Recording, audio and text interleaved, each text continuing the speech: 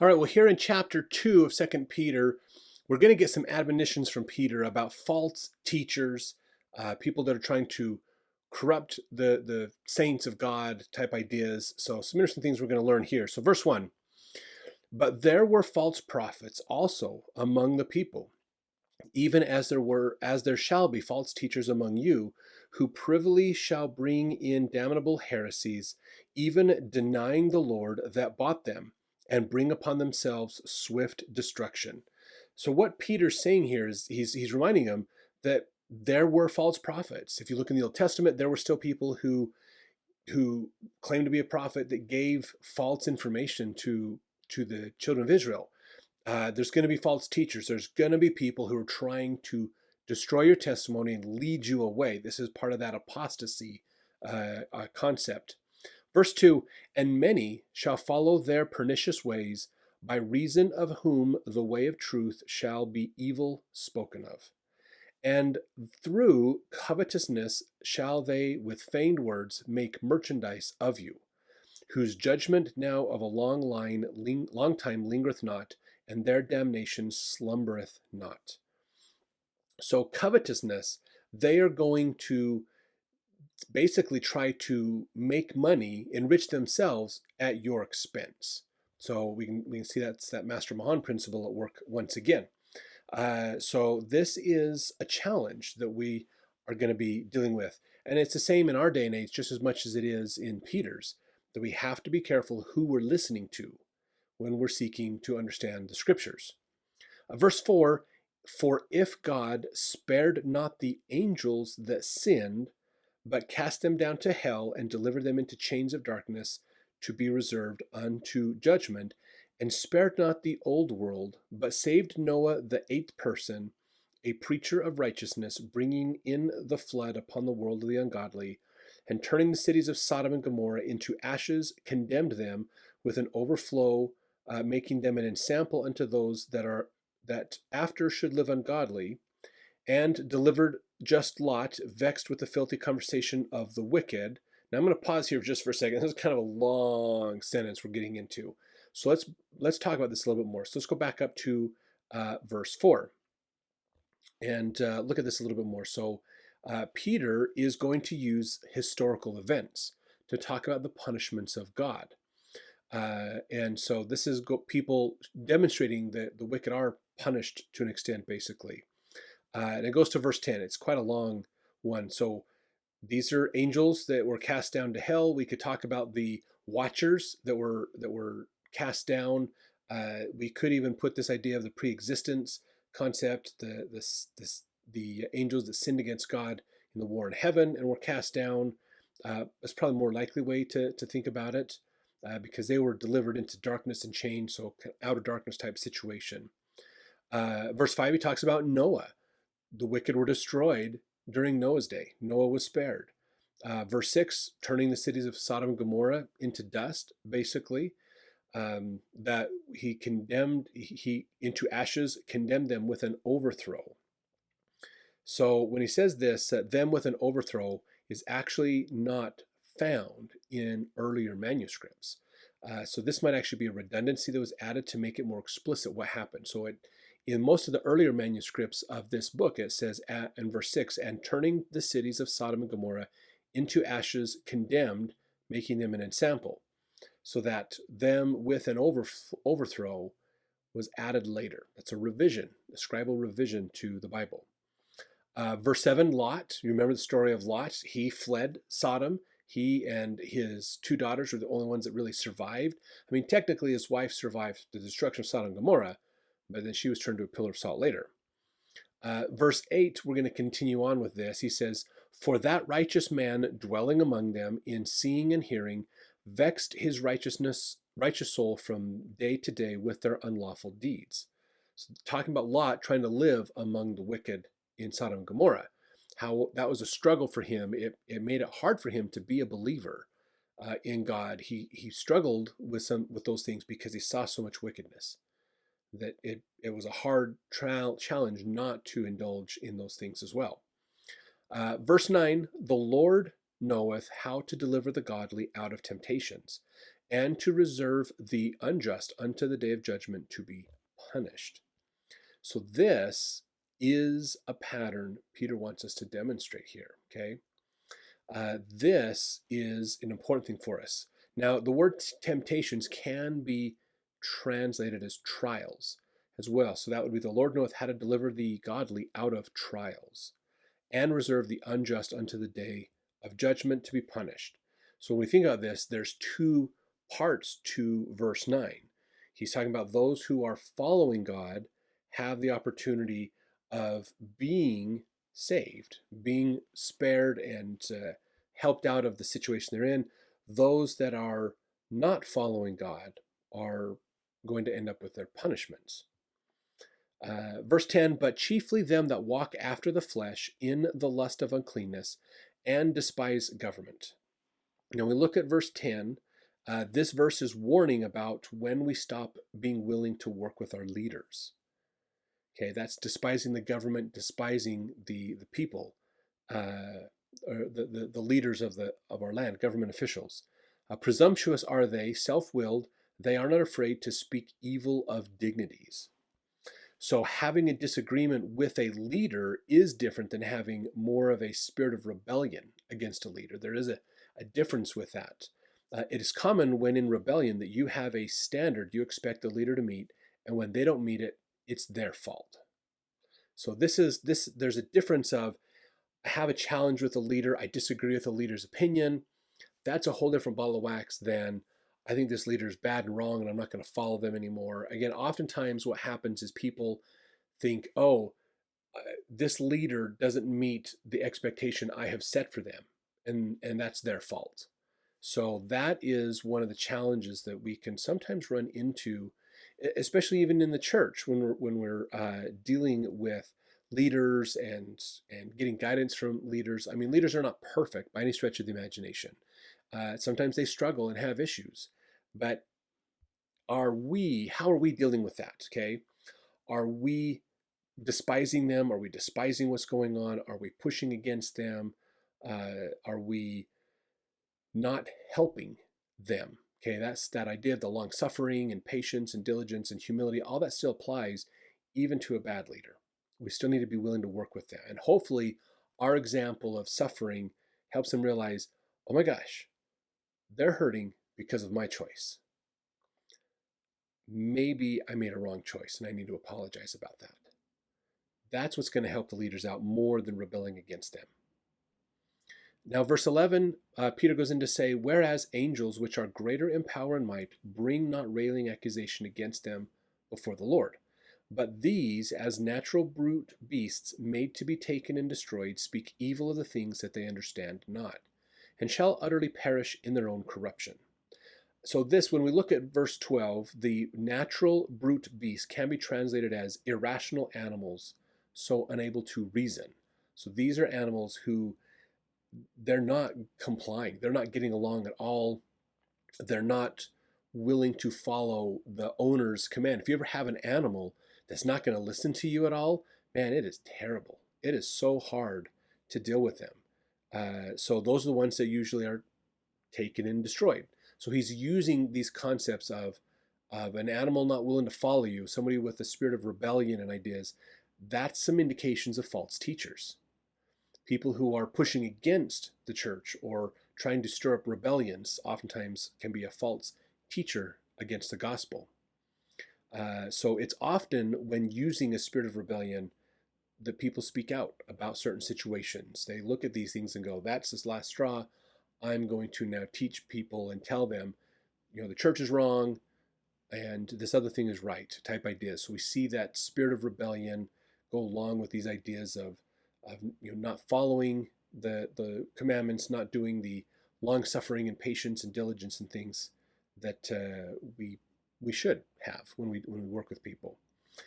Verse 13 says, and shall receive the reward of unrighteousness. So talking about these people who are unruly, not willing to work with us. As they that count it pleasure to riot in the daytime, spots they are and blemishes, sporting themselves with their own deceivings while they feast with you. Now, this is kind of an interesting idea. So these are people, again, they, in the daytime, in public areas, they're rioting, they're causing problems, encouraging rebellion, but they think that they are, they come to church, they take the sacrament, they do those things, so they act religious, but really aren't that religious.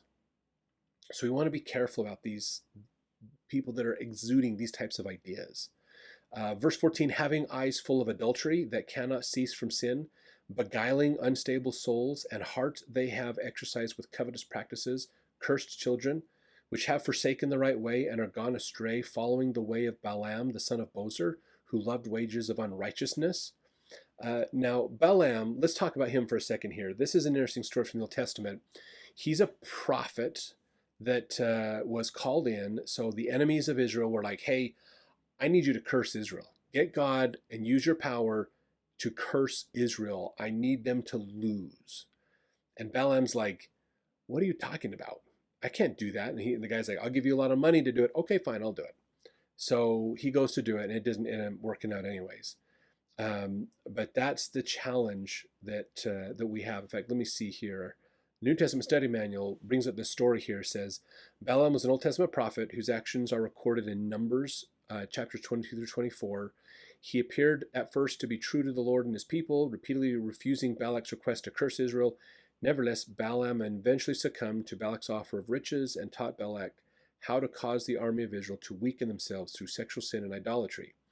The plan included having Moabite women seduce the men of Israel and persuade them to offer sacrifices to heathen gods, thus destroying them spiritually.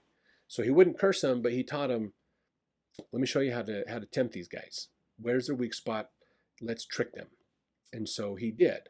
But he was rebuked for his iniquity. Verse 16, the dumbass speaking with the man's voice forbade the madness of the prophet. So this is another story. Okay, prophet is not used positively for Balaam, nor is it acceptance of his attempting curse of Israel. He serves in these verses as an example of the misguided individual who presumes to speak for the Lord. So he claims to speak for the Lord and tries to use God's power in an inappropriate way. And it doesn't work out for him, basically. There's a lot of problems that happen. So again, these are examples of what are the challenges that these people are going to have. How do they act?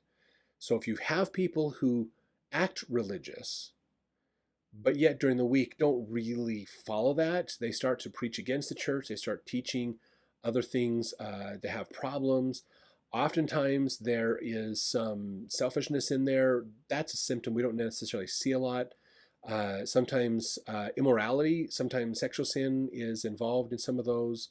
Again, some of that you probably won't see up front. But if you follow God and you rely on him to help you find truth, then that will help you, because you'll see these people and go, wait, that's not what I know as truth. So what's going on here? And that'll help you to compare their teachings and to understand that they're not going the right direction. Now, verse 17, Peter is going to equate them to wells. He says, these are wells without water, clouds that are carried with a tempest, to whom the mist of darkness is reserved forever. So they love the worldly ways inside. When you try to look on the outside, they look like good people. But inside, they're worldly. So they appear righteous, but really aren't. So you can look at people and go, what do you do on Sundays versus what do you do the rest of the week? That gives you a sign. That can help you to understand, what are they really like? When no one's looking, how do they act? And how do they treat people? So it's interesting, the ideas of wells without water, mist of darkness is reserved. They to whom the mist of darkness is reserved forever. If you remember in the Book of Mormon, Lehi's dream, he sees a mist of darkness that confuses the people. They let go of the iron rod and walk away from the gospel, basically, and go off in wandering in foreign areas and stuff. That's them. It's related to what Peter's talking about here. Verse 18, for when they speak great swelling words of vanity, they allure through the lust of the flesh. Through much wantonness, those that were clean escaped from them who live in error. So there's a bit of a pride with them. They like to be in the spotlight. They like to be in front of people. They've recently, and what in verse 18, what he's talking about here, it's interesting. Those that were clean escaped from them who live in error. So these are people who have recently joined the church. They've repented. They're going through that change to improve themselves, getting away from the world, basically.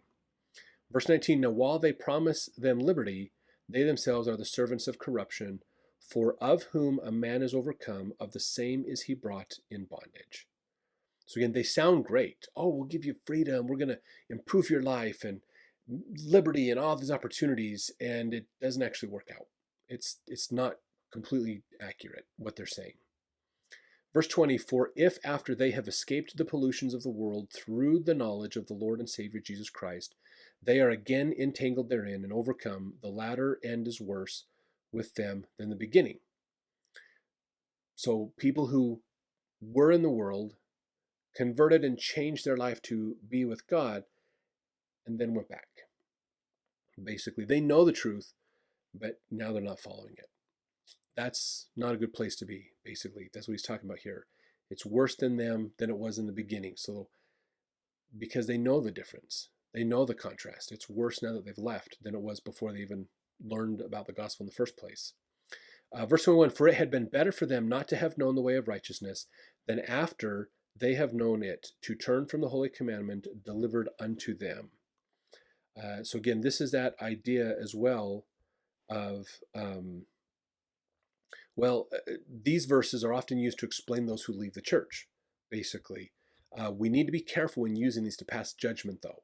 We want to watch out for that, because even, like in verse 21, it was better for them not to have known the way of righteousness if they're going to leave it, because now they know the difference. There's a contrast, and that's going to, they know the truth and they've walked away from it, and that's going to condemn them. It's better if they hadn't learned the truth in the first place, is what he's saying here in verse 21.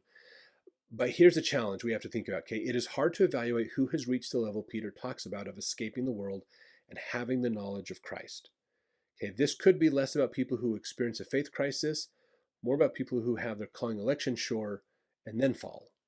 So the challenge is how do we truly know if someone has reached a level of understanding of the gospel where they would be condemned by leaving it?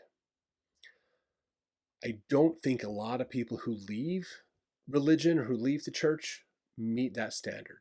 They're not quite, the problem is they don't know enough to recognize the truth, which is why they get confused and leave. They start thinking worldly values are more important than church values, not because they fully understand the church values and worldly values.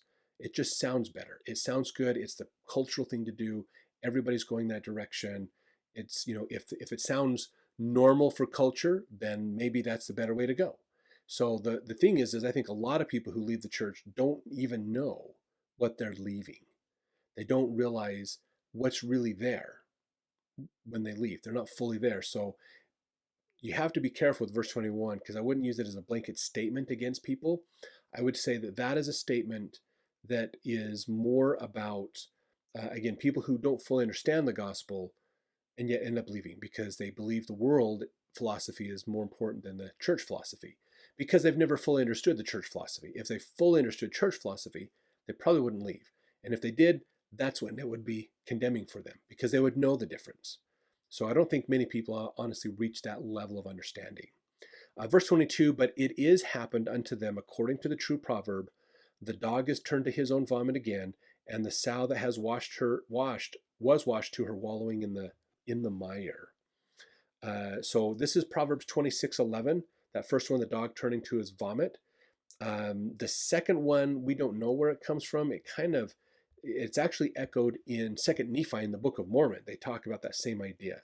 But this is this idea of, I went from being dirty or having problems to being clean and healthy, and now I'm going back, type of a concept, going back into the wickedness, the sinfulness, the other problems. So again, we're not the judge of people, and so we have to be careful about that. But there's, in this chapter, clearly this idea of false teachers are going to have some problems and challenges, some signs and things that'll come up. So those are things we want to be careful with. So having humility, showing love and concern for other people is important. following the long suffering and the patience and things is really good, and really focusing on our relationship with God. How can we work with God and understand Him better and come closer to Him? Will be there to help us. So hopefully you found this chapter helpful in learning more about the Bible and what's in the Bible and some of the gospel truths as well. But let's be careful who we listen to for our advice. Let's focus on having that Spirit with us to guide us as we learn from other people, because that Spirit will help us know what's true and what's not true. Basically, will give us the more we live closer to the Spirit, the easier it'll be to understand what is true and what's not. Basically, so let's jump over to the next chapter as we continue forward.